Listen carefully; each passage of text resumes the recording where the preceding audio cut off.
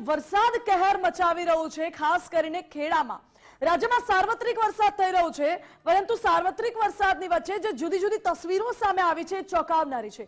ક્યાંક સરકારી કચેરી તો ક્યાંક શાળામાં પાણી ભરાઈ ગયા, ક્યાંક કોર્ટમાં પાણી ભરાઈ ગયા, ક્યાંક મામલતદારની કચેરીમાં પાણી ભરાઈ ગયા।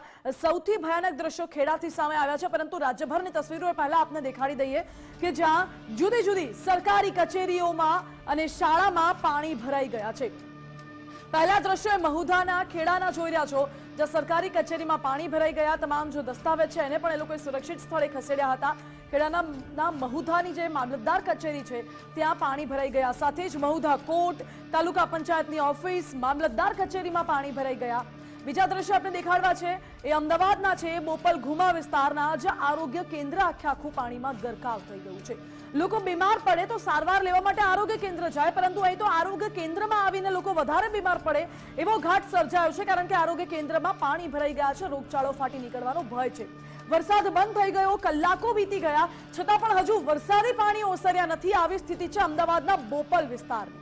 ત્યારબાદ દ્રશ્યો આપણે દેખાડી દઈએ પંચમહાલના ગોધરામાં કલેક્ટર કચેરીમાં પાણી ભરાઈ ગયા છે। ગોધરામાં જિલ્લા પંચાયત કચેરી પાસે પાણી ભરાઈ ગયા। પાણીના નિકાલની કામગીરી કરવામાં આવી રહી છે અને એ દ્રશ્યો પણ જોઈ શકાય છે, જ્યાં કાદવ કીચડ છે ને લોકોને ભારે હાલાકીનો સામનો પણ કરવો પડી રહ્યો છે। ખેડાના મહેમદાબાદના દ્રશ્યો, જ્યાં ગઈકાલથી લઈને અત્યાર સુધી 10 ઇંચ જેટલો વરસાદ વરસ્યો અને શિક્ષણ કાર્ય પ્રભાવિત થયું છે। ખેડા જિલ્લાની તમામ શાળાઓ, આંગણવાડીઓમાં શિક્ષણ કાર્ય આજે બંધ રહ્યું અને બીજી બાજુ અમદાવાદમાંથી પણ દ્રશ્યો સામે આવ્યા, જ્યાં ભારે વરસાદના કારણે વિદ્યાર્થીઓ મુશ્કેલીમાં મુકાયા। સૈજપુર ગોપાલપુરની શાળામાં વરસાદી પાણી ભરાઈ ગયા હતા, જ્યાં વિદ્યાર્થીઓ અવરજવર પણ ન કરી શકે એવી પરિસ્થિતિ સર્જાઈ હતી।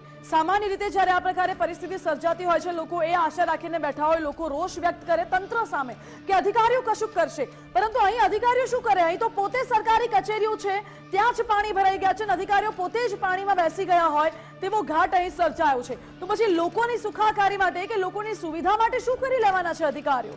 કારણ કે આ જે દ્રશ્યો સામે આવ્યા છે અલગ અલગ વિસ્તારના ભલે હોય, પરંતુ સમસ્યા એની એ છે કે પાણી ભરાઈ જાય છે। ક્યાંક સરકારી કચેરીઓમાં તો ક્યાંક શાળામાં, ક્યાંક શિક્ષણ કાર્ય બંધ રહે છે તો ક્યાંક સરકારી કામકાજ ઠપ રહે છે। એવી પરિસ્થિતિ રાજ્યના અલગ અલગ વિસ્તારોમાં સર્જાઈ હતી આજે।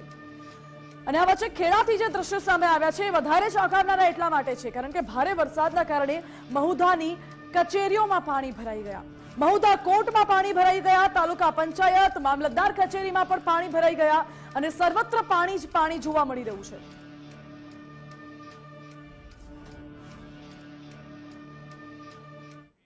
ભારે વરસાદને પગલે ઠેર ઠેર જળભરાવ થઈ ગયું છે। કોના વાંકે? તંત્રના વાંકે, જે મસમોટા દાવાઓ કરે છે પ્રી મોન્સૂન કામગીરીના, પરંતુ એ જ તમામ દાવાઓ પોકળ સાબિત થઈ રહ્યા છે। મહુધામાં કોર્ટ છે, કોર્ટમાં પાણી ભરાઈ ગયા, પછી તાલુકા પંચાયત હોય કે પછી મામલતદાર કચેરી હોય ત્યાં પણ પાણી જોવા મળી રહ્યું છે। અડધા વાહનો પાણીમાં ગરકાવ થઈ જાય એટલે સમજી લો કે કેડસમાં પાણી ભરાઈ ગયા છે અને છતાં પણ અહીં અધિકારીઓ પોતા માટે કશું નથી કરી શકતા, તો લોકોની સુવિધા કેવી રીતે કરશે એ સવાલ છે। ધોધમાર વરસાદથી મહુધા પોલીસ મથકમાં પણ પાણી ઘૂસી ગયા હતા। ગઈકાલે વરસેલા વરસાદના પાણી હજુ સુધી ઓસર્યા નથી। વરસાદ બંધ થઈ ગયો, વરસાદી પાણી નથી ઓસર્યા। તમામ કચેરીઓમાં પાણી ઘૂસી જતા અરજદારો પણ આજે અટવાયા હતા। મામલતદાર કચેરીમાં પાણી ફરી વળતા કેટલાક રૂમ પાણીમાં ગરકાવ થઈ ગયો હોય તેવા પણ દ્રશ્યો સામે આવ્યા છે। મહુધા પોલીસ મથકમાં પણ 3 ફૂટ જેટલા પાણી ભરાયેલા જોવા મળ્યા। પોલીસ મથક જવાનો જે મુખ્ય રસ્તો છે ત્યાં પણ વરસાદી પાણી ભરાઈ ગયા અને કચેરીમાંથી પાણી ઓસરે તેની રાહ જોઈને બેઠા હતા અરજદારો। આજ મુદ્દે અમારી સાથે ધારાસભ્ય પંકજ દેસાઈ જોડાઈ ગયા છે। પંકજભાઈ, સ્વાગત છે આપનું ગુજરાત ફર્સ્ટમાં। પંકજભાઈ, ખેડામાં પરિસ્થિતિ એવી છે કે મામલતદાર કચેરી, કોર્ટ, પોલીસ મથકમાં પણ પાણી ભરાઈ ગયા છે। ખેડા નડિયાદની અંદર જુઓ તો નડિયાદની અંદર પાણી કાલે સાંજે 6 વાગે બિલકુલ બધા રોડ, 2 રોડ સિવાય બધા રોડ ચાલુ થઈ ગયા હતા અને સવારે અંડરગ્રાઉન્ડ બ્રિજ જે છે એ શ્રેયસનો જે મેઇન કહેવાય એ અને ખોડિયાર વાળો એ પણ ચાલુ થઈ ગયો। પંકજભાઈ, મહુધાની પરિસ્થિતિ અત્યંત ખરાબ અત્યારે જોવા મળી રહી છે। અરજદારો આજે સવારે સરકારી કચેરીઓમાં ગયા ત્યાં પણ અટવાઈ ગયા।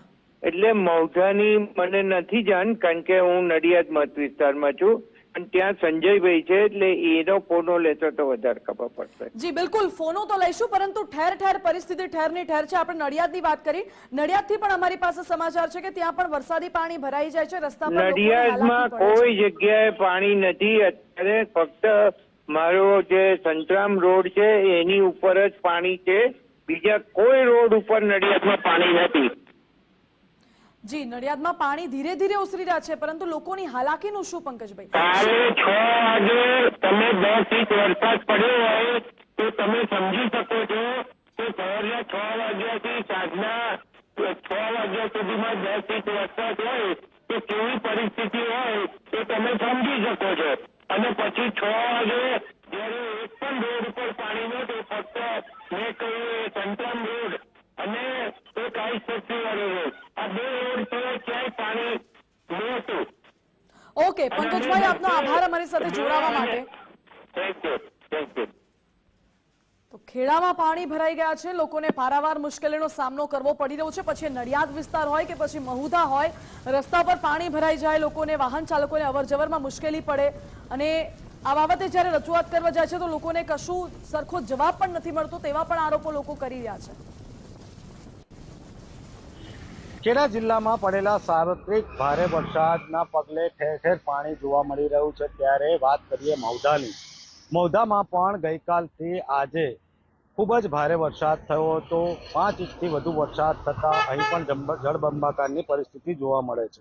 ખાસ કરીને દ્રશ્યો બતાવવા માંગીશ કે મહુધાના મુખ્ય મથક તરીકે આજ જે કચેરીઓ આવેલી છે તે તાલુકા પંચાયતની કચેરી અત્યારે દ્રશ્યમાન થાય છે.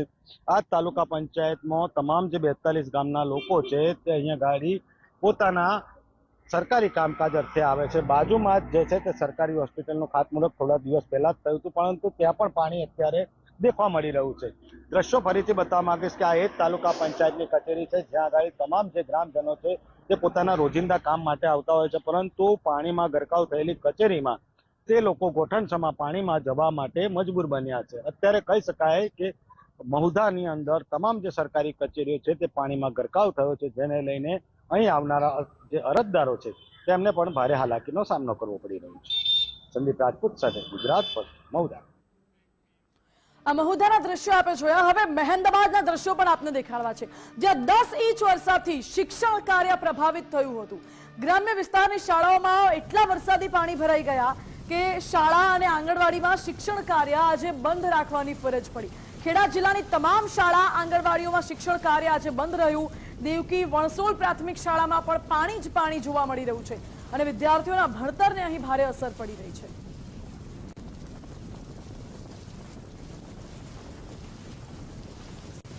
ખેડા જિલ્લામાં છેલ્લા 24 કલાક દરમિયાન 9 ઇંચથી પણ વધારે વરસાદ વરસ્યો છે, ત્યારે નીચાણવાળા વિસ્તારોમાં પાણી ભરાયા છે. ખાસ કરીને વાત કરીએ તો આજે એક પ્રાથમિક શાળા છે તે મહેમદાવાદ તાલુકાના દેવકી વણસોલ ગામની પ્રાથમિક શાળા છે. આ પ્રાથમિક શાળામાં મુસળધાર વરસાદને લઈને જે નીચાણવાળો વિસ્તાર હતો પ્રાથમિક શાળાનો, તે આખું ગ્રાઉન્ડ તે પાણીમાં ગરકાવ થયું છે.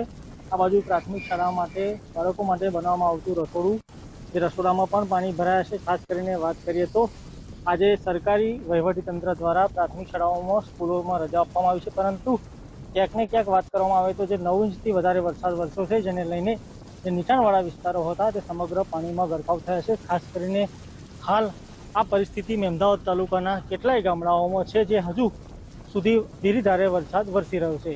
કિશન રાઠોડ સાથે ગુજરાત ફર્સ્ટ, મહેમદાવાદ.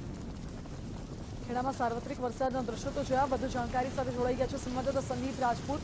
સંદીપ, ખેડામાં સાર્વત્રિક 10 ઇંચ જેટલો વરસાદ પડ્યો છે અને સરકારી કચેરીઓ હોય કે શિક્ષણ કાર્ય તમામ જગ્યાએ પાણી ભરાઈ ગયા હતા. હાલ શું પરિસ્થિતિ છે?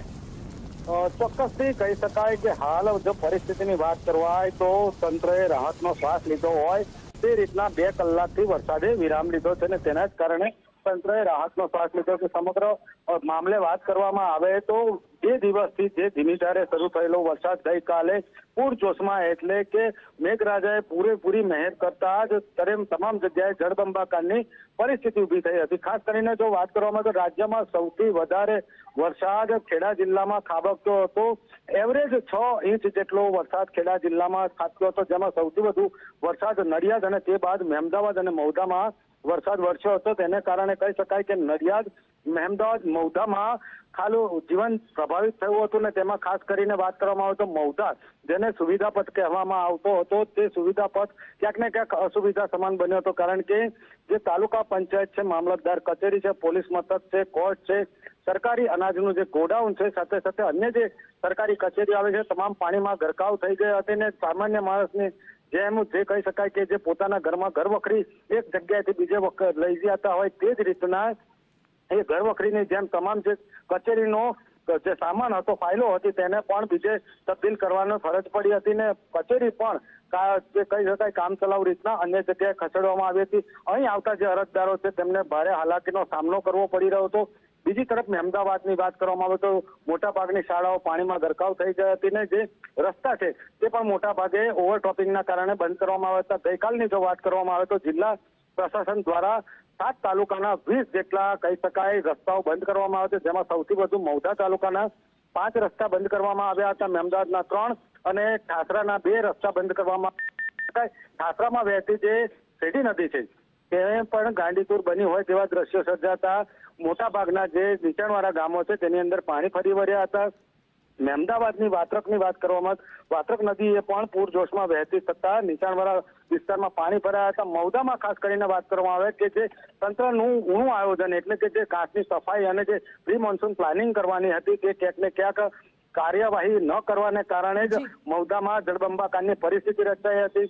સેમ પરિસ્થિતિ જો વરસાદ હજુ વરસે જે આગાહી કરવામાં આવી છે તો કહી શકાય કે હજુ પણ પરિસ્થિતિ બગડે તેવું દેખાઈ રહ્યું છે, પરંતુ હાલ તો કહી શકાય કે તમામ જે જિલ્લા છે તેને રાહતનો શ્વાસ લીધો છે, કારણ કે છેલ્લા 1 કલાકથી વરસાદે વિરામ લીધો છે.